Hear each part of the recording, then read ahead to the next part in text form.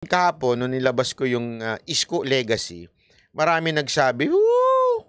Yan lang naman ang nagawa ni Isko." Yung mga ganyan-ganyan. Yan lang naman. Alam nyo, actually, nakaligtaan ko ngang ilabas to kasi ano to December ito natapos eh. December to lumabas. Yan. Okay? Iba na namang ano yan, eskwelahan. Another public school. Yang, ayan. New Manila Science High School. Ibang eskwelahan yan. Okay? For your information lang.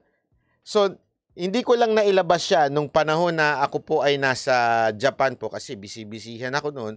So, hindi ko lang po nailabas yan. Pero, yan po ay matagal nung ano yan po yung December po yan lumabas. Natapos, ika nga. Okay? Pinapakita lang natin kung gaano kaganda. At alam nyo ba? Hindi. Alam nyo ba na yung pinakita natin kahapon, yun ang pinakamalaking public school elementary sa buong Pilipinas? You know, may nagsabi sa aking yun po ang pinakamalaki. Kaya nga magugulat ka talaga eh. Grabe ho, astigo talaga. Ibang level talaga ito si Yorme. Makikita mo naman eh. Kaya sana, sana, tulungan nyo ako. Pilitin natin na si Yorme ay tumakbo. Diba? Sa susunod na eleksyon. Kasi sayang naman. Ang bata-bata niya pa, magre-retire na siya. Oh, sana kung papalitan ko siya. Ay, hindi, joke lang. Diba? Sayang naman po. Baka sabihin nyo, picture lang eh. May video ho yan. May video.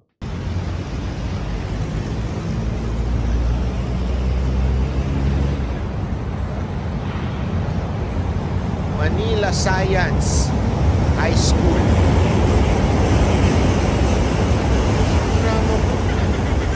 Sigurado ko marami magpipicture dyan.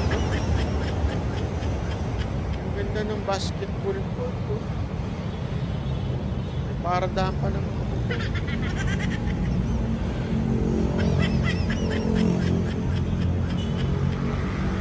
Ewan ko kung hindi kayo magandahan dyan sa mga ginagawa ng Maynila. Ang lupit. Nakakabilib talaga. Ewan ko lang eh. Talagang ano eh. Anyway, sa akin sana talaga di ka na-absent yan. No? At saka alam mo matindi dyan. Hindi ka makaka over the backwood. Pwede ka tumalong ka doon sa building. Walang over the backwood eh. Diba? Kasi yung kagad ang tinignan ko kasi nung sa Claret na nag-over the backwood kami sa kabila. Holy family. Mga babae naman.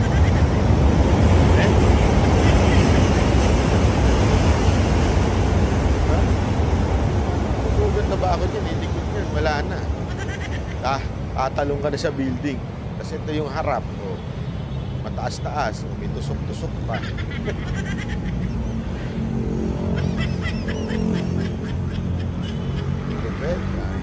Sana.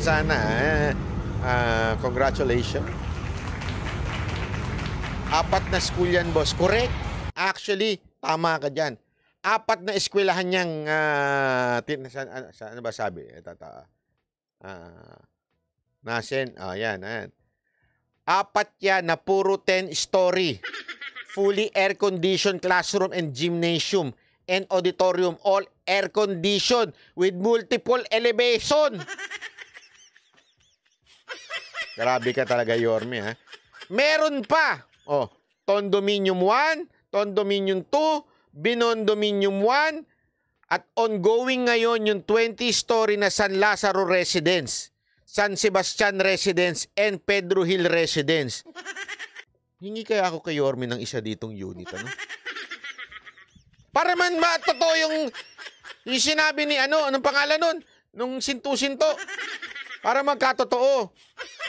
Yorme, sabi kasi ni Sintu-Sinto na vlogger, binayaran nyo daw ako. Asa na? Kahit isang unit lang, tirahan ng kabit. Tirahan talaga ng kabit. Bigyan mo ko ng isa sa Condominium 1, Condominium 2, at saka Binondominium 1, tsaka San Lazaro Residence, at saka San Sebastian. Kailangan ko ng... Dali. Tsaka Pedro Hill, 6. Kailangan ko ng 6 na sugar baby na ititira dyan. Pero ano bang gusto mag-apply? banatbyofficial@gmail.com. Alam nyo naman na requirement ko. Kailangan. Ay, di pwede. Di pwede. Baka mamaya mag-apply si Anharot. Anharot, wag ka nang, wag ka nang pumapel, ha? 6. Yorme, kung napapakinggan mo to, kailangan ko ng 6 na unit. 1 bedroom, importante yon para pag, merong kainan. I mean, kainan, yung tawag doon, yung ano ba tawag doon?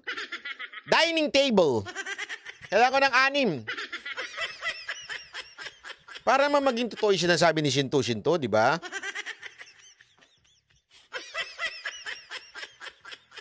Nabayaran tayo. 6.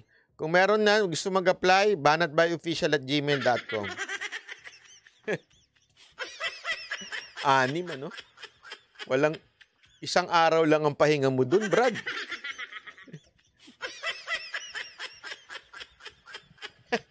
Wala na, hindi na ako makapag-live nun.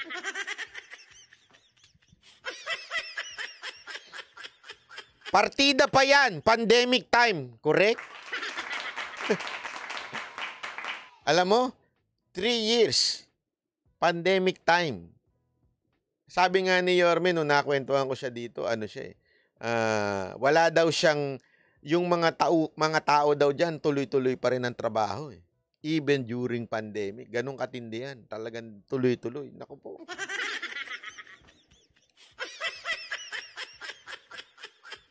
Malupit yan. Alam mo, iba. Saka nakakita nito, no? Ilan yun? 6. Oh. Kasi, tamo, ang bilis yung matandaan.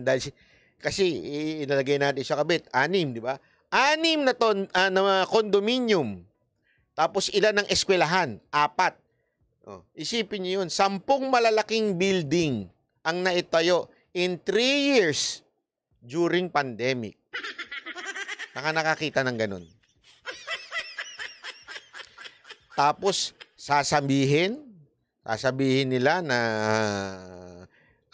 masyado pang hilaw si Yorme para tumakbong presidente. May ospital ba ng Maynila? Ang galing nyo talaga, memorize nyo. Buti pa kayo. May Manila Zoo pa. Ay, naku, grabe naman yan. Hindi, totoo naman, di ba? Isipin nyo na mabuti yun. Kasi kung kayo nga, kaya nga alam nyo, etong mga Iskonyan kasi, sanay na kayo sa akin eh. Di ba? Kayo mga Iskonyan, yung talagang subscriber ko na ng matagal, sanay na kayo sa akin eh. Na I always base my opinion on evidence. Alam nyo yan. I do not jump to any issue nang walang ebidensya. Kaya nga even this, alam nyo ba na winarningan ako ng ilan before ako mag-isko, Banatbay, it's better for you not to declare support to anyone. Kasi at that time, ito lang para ho sa kaalaman ninyo nung panahon na yon, ilang beses kami nag-meet ni PRRD. Kaya nga kung papansinin nyo doon sa latest interview, di ba, mararamdaman nyo yung medyo nagkakaintindihan na kami ng mga bagay-bagay. Ilang beses kami nag-meet ni PRRD tungkol sa plano niya sa politika. And I know, ayaw na ayaw niya doon sa kapartner ng anak niya. Alam ko yun. Kaya confident ako nun eh. Confident ako na hindi babaligtad si Pangulong Duterte. Kasi ilang beses ko nadinig sa kanya lahat ng ebidensyang gusto niyong malaman na hindi ko pwedeng sabihin. Narinig ko sa kanya yun. Personal. Okay? Kaya sabi ko, hindi na lang ako susuporta at that time. Kahit nandun pa yung anak niya. Kasi ayaw talaga ni Pangulong Duterte. Nadinig ko yun. Pero may mga nagsuggest sa akin, bay, wag ka nang sumuporta kahit kanino. Kasi sigurado ko kung ano-ano sasabihin ng mga tao, magagalit ang tao, may mga ganyan, mababawasan ka ng subscriber. Kasi ako, ebidensya eh. Tiningnan ko talaga eh. Tiningnan ko yung, alam mo yun, oo, hindi perfecto si Yorme, magaspang. Totoo naman eh, magaspang siya eh, taga-Tondo eh. Medyo, meron din siyang, si Yorme kasi may tendency ring pasmado bibig eh. yung pagka nagalit, bibitaw ng ano, may ganun siya eh. Nakita ko yun eh, personal. Pero nung nakikita ko na, yung ginawa niya sa Maynila, sabi ko, napakahirap nung ginawa nitong maman to. I'm a witness. Kaya ako nag-yorme nung time na yun. I'm a witness. Tandaan ninyo, 3 show ko sa Mocha Girls nasa Malate. Kabisado kong galawan dyan. Si Mocha nakatira sa Maynila. Ay, sinabi ko. Sorry naman! So alam ko talaga ang pasikot-sikot ng Maynila. Alam ko ho yun. Galawan dyan sa Maynila. Talagang ex ko dyan. Ay! Sabi ko rin, anak ng wedding. Tama na nga! Ang daming daldal mo! Lasal yun, Lasal. Ay! Shala ka ba? By Lasal! Pag-Lasal!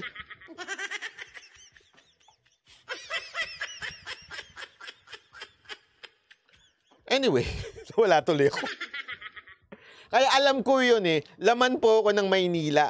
Talagang nakikita ko anong itsura ng Maynila at kung anong pagbabago ang nangyari sa Maynila nung panahon ni Yorme.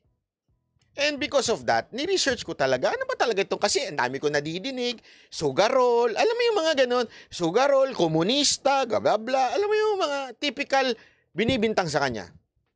Na, nung tiningnan ko isa-isa, hindi naman pala totoo. Talagang, alam mo yun, binanatan lang siya, tapos yung mga kakilala ko doon, wala silang, ang weird nga, kasi yung mga kakilala kong nasa Maynila, magaganda ang sinabi kay Yorme noon. Pero yung mga hindi taga Maynila, ang daming sinasabi kay Yorme na hindi naman nila kilala yung mama. Doon pa lang, makukonclude mo na kaagad na may mali. Bakit ang nagsasabi ng masama si Yorme ay hindi mga taga Maynila, tapos yung mga taga Maynila na nagsasabing magandang ginawa ni Yorme sa Maynila, mga taga doon.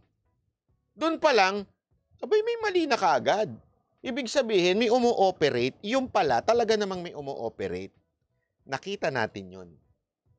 Sino yung mga nag-operate? Yung mga nabudol. Tama, mali. Di ba? Kung yung mga nabudol, para lang maipanalo nila yung kanilang kandidato, kung ano-ano sinabi dito kay Yorme.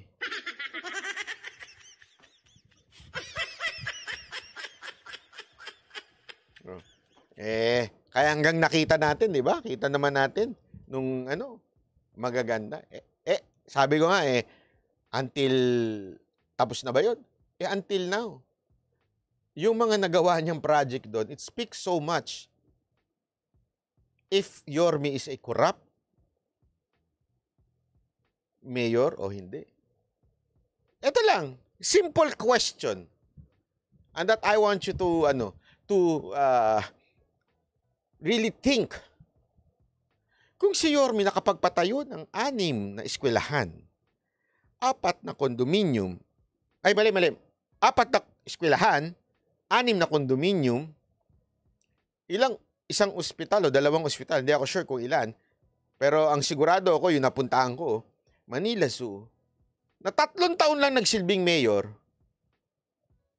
bakit yung mga mayor na ang tagal na doon, walang naipatayo?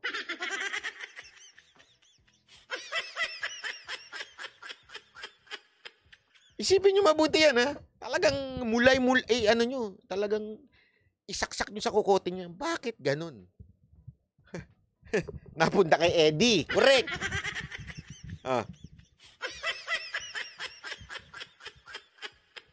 Naintindihan?